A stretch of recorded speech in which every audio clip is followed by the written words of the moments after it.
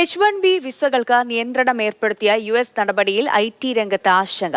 അമേരിക്കയിൽ ജോലി ചെയ്യണമെന്ന പലരുടെയും സ്വപ്നങ്ങൾക്ക് തിരിച്ചടിയാകുമെന്നാണ് IT രംഗത്തെ വിദഗ്ധരുടെ വിലയിരുത്തൽ.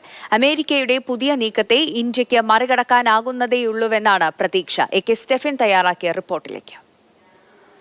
H-1B വിസയുമായി ബന്ധപ്പെട്ട് വലിയ ആശങ്കകളാണ് ഉയരുന്നത്.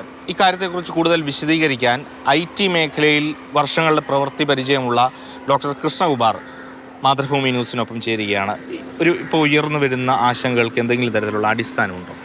അടിസ്ഥാനമുണ്ടോ എന്ന് ചോദിച്ചാൽ സത്യമായിട്ടും അടിസ്ഥാനമുണ്ട്. H-1B വിസയുടെ കാര്യത്തിൽ $1 ലക്ഷം പുതിയ H-1B വിസയുടെ അഡീഷണൽ ചാർജസ് ആയിട്ട് പുതിയതായിട്ട് കൊണ്ടുവരുന്നത്. അപ്പോൾ അത് പുതിയതായിട്ട് വരുന്ന H-1B വിസക്കാർക്ക് അത് ബുദ്ധിമുട്ടാണ്. കാരണം $1 ലക്ഷം എന്ന് പറഞ്ഞാൽ ഏകദേശം 90 ലക്ഷം രൂപയോളം വരുന്നതാണ്.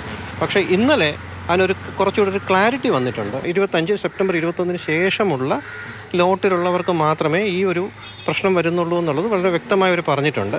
രണ്ടാമത് ഇതൊരു റിന്യൂ ചെയ്യുമ്പോഴും ഈ പ്രശ്നം ഉണ്ടായില്ല. ഇതൊരു വൺ ടൈം ഫീസാണെന്ന് വ്യക്തമായി പറഞ്ഞിട്ടുണ്ട്. അപ്പോൾ അതുകൊണ്ട് ആ കാര്യം വളരെ ക്ലാരിറ്റി വന്നിട്ടുണ്ട്. ഇതെല്ലാവർക്കും മനസ്സിലായി, ഇത് അങ്ങനെ ഒരു പ്രശ്നം ഉണ്ടാവില്ല. പ്രശ്നങ്ങൾ ഉണ്ടായേക്കും, പക്ഷേ ഒരു ഭീകരമായൊരു പ്രശ്നം ഇപ്പോൾ ഉണ്ടാവില്ല. ഇനി ഭാവിയിലുള്ളവർക്ക് മാത്രമാണ് ഈ ഒരു ചലഞ്ച് ഉണ്ടാകുന്നത് എന്ന് ഉള്ളത് വളരെ ക്ലിയറാണ്. തൊഴിൽ നഷ്ടമാകുന്ന എന്തെങ്കിലും ഒരു സാഹചര്യം ഉണ്ടാവും ഇന്ത്യക്കാർക്ക്, അല്ലെങ്കിൽ പൊതുവേ ഹൈലി സ്കിൽഡ് പ്രൊഫഷണൽസ് ആയിട്ടുള്ളവർ, ഇത്രയും എക്സ്പീരിയൻസ് ഉള്ളവരെ പല രാജ്യങ്ങളിൽ നിന്ന് അവർക്ക് സോഴ്സ് ചെയ്തേ പറ്റുള്ളൂ. അപ്പോൾ അല്ലെങ്കിൽ അവരെന്ത് ചെയ്യണം?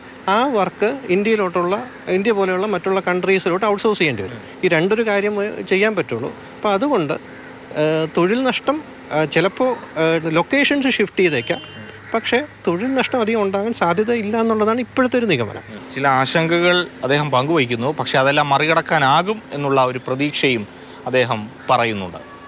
സജീവമാർന്നൊപ്പം AK Stephen, Mathrubhumi news, Thiruvananthapuram.